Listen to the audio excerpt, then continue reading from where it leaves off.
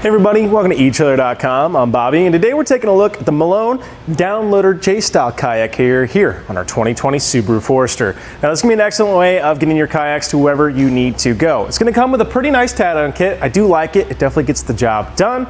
And as you can see, we are getting a nice little kind of loading platform here at the front. I think that's one of the big things from Malone here, as you guys can see. Definitely going to help just getting it up on there itself. However, we do have a Telos load assist that we could go ahead and throw on here if we want to.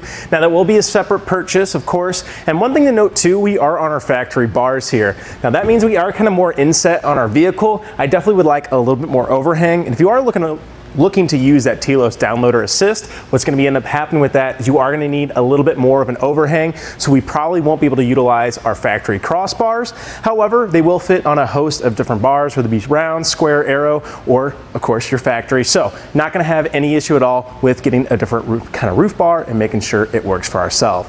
Well, we are going to get a lot of great features. Let's go ahead and start taking a closer look. We do have some nice little straps that are actually with us today. One thing though, they don't have a great little tie down point, so innately you're gonna have to actually kind of tie this yourself. Now that's not gonna be too bad, but it's definitely gonna be one more headache to have to worry about. And that's kind of why we always throw this to our eTrailer kind of like tie down kit. You're gonna get a lot of great kind of cam buckle systems here. It's gonna come with a great cover on that metal exposed cam buckle. That way our cam buckle's gonna be protected, our kayak's protected, and a host of other things. And we are just gonna get a nice little tie down for the rest of our kits. And I do like the anchor, but we'll break that down just in a little bit. Now what a base comes with is still definitely going to get the job done. As you can see, this cam buckle system works very well, latching itself quite nicely. You do get just a slight little cover on the back side here. Now that's mainly protect our kayak. As you can see, that way we're not going to have any kind of friction buildup, not going to be damaging the material our kayak is made of. Again though, that does leave our cam buckle exposed. I can see us having slight issues with this over years and years of use. However, by just being on here today, I think it's gonna hold up quite well in the weather for ourselves. So an important part of holding your kayak on is getting your bow and stern straps properly installed. They're gonna do a great job of making sure that wind doesn't gust your kayak off and really ruin your entire setup. All we have to do for ourselves, pop them to our hood to take a look. As you can see, we are gonna have a nice little metal hook on the end of these straps. Now these guys definitely work well. The only thing is you're going to need a hard point to actually make sure you can go ahead and stay nice and condensed on it. So the only issue I have with this, not very great to throw it anywhere in your vehicle. You are going to need a hole. Now luckily the Subaru has some pretty good frame elements that we can hook up into. However, that always is a kind of a pain to mess with. That's why I like that eTrailer kit. You're going to get a nice little dog bone foam mount, and all you have to do there is throw it anywhere inside your vehicle, whether it be in the back of your hatch or in the front of your hood, and that way gives you a great temporary mounting point. But these guys are definitely going to work good. Let's just make sure we're watching that hook. Don't want to cause any damage to our vehicle or on the inside of our engine. Well, now that we have our bow and stern straps removed, we want to go ahead and take a closer look at these straps. We've already gone over how they do a pretty good job, but I do want to go ahead and show us what we're actually utilizing them for. So you can see we have both of our straps coming across our kayak. That's pretty important. All we have to do is loop it through the top on our backside there. We'll take a closer look here, and I think you will notice we're going to have a nice little plastic clip that's actually holding those in there. As we make this dismount, makes it very easy to set this up as well. Now the downloader does kind of have that advantage. I like actually setting my straps first on this guy. On a lot of different carriers, you kind of throw it up after you got your kayak on here, but because we have those nice little plastic tabs holding our strap in, they go ahead and sit up there as we mount our kayak. But take note of how we have our straps through. We have our one end of our cam buckle thrown across our kayak, our other coming across the other side, underneath our roof bar system here to give us nice support, through the back end, and there's going to be an open hole through that mounting carrier, through the open end at the front, and back into our cam buckle system. That's going to do a great job of making sure all of our pressure is going into our carrier. That way our kayak is going to be staying nice and secure. To take the guys off though, all we have to do is now take this cam buckle straight to ourselves and take the rest of our strap off. Well, I want to go ahead and give us a quick look to see how well this sits on the back of our Subaru here. One thing to take note of, our kayak does kind of a nice little kind of nosedive up there, as you guys can see, getting it out of the way. So we have set these guys a little bit more towards the front here. So of course, when you are mounting that, that's just something to look over with your roof bar system. We want to make sure that those are in a good position. That way we won't be kind of endangering ourselves with our back hatch. We can go ahead and actually get our kayak off. I really like using the carrier itself to help me do so. So as you can see, we can push the bottom of this kayak. It's going to want to go ahead and rotate towards us. So we can go ahead and catch that top. Now most of the weight is still on that carrier, making it really easy to get underneath. And one thing you can do too, if you really want to, is set it right here, especially when you mount, guys. I really like getting it to this position. Very easy to slide up. You can see how useful that load assist can be. Taking a look at the carrier itself though, you are going to see a nice little foam padding on the bottom and the side here. It's going to do a great job of protecting your kayak carrier. Now, I'm not the biggest fan of it, just compared to some of the other carriers. It's definitely doing a great job. However, I would have loved to see just a little bit more padding. That's definitely going to do the job, and it's going to do a good job making sure we're not going to have any kind of paint chips or anything like that.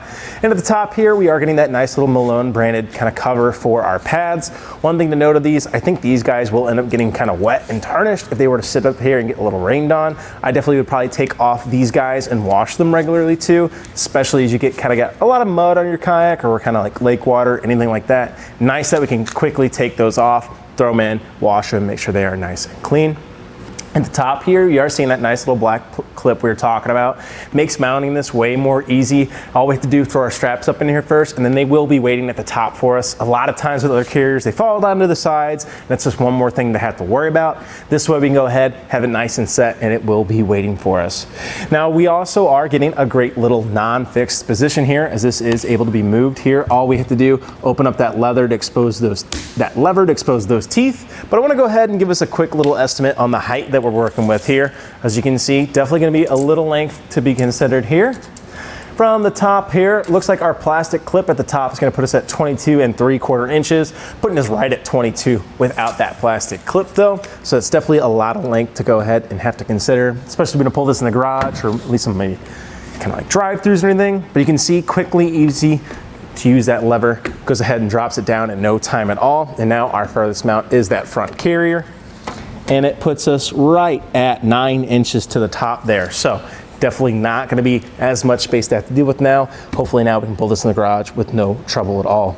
But that does bring us to how it's mounted on here. And we just have a simple little flange mount on the bottom here. That's going to go underneath our bar and start kind of zipping to itself here. You can see we have these wing nuts here, very easy to access and utilize. I do like how much thread is on these guys. Very easy to throw them up there. Now the only thing to keep in mind though, if you have thicker crossbars, you might start running into a slight issue.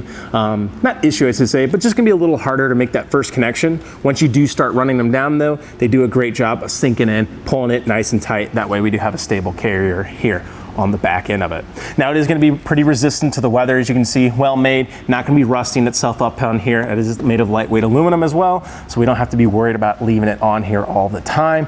However, the other thing I have with it too, no great security measures here. As you can see, no locking cores, nothing to really hold it on here. So it makes sure we are going to be keeping this guy with us for a long time. We might have to end up taking it on and off. Now, as you mentioned, that flange mount makes that very easy to do, but it is just 2 more minutes to have to consider when we just want to go ahead and start getting our kayak on wherever we might be.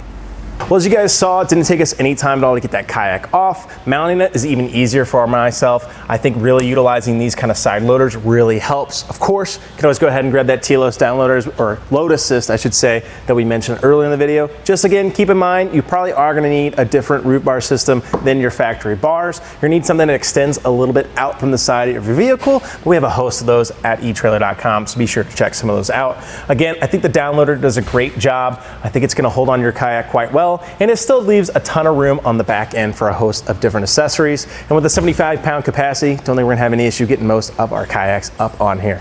Well, I think that about does it for our look at the Malone Downloader J-Style kayak carrier here on our 2020 Subaru Forester. I'm Bobby, thank you for watching.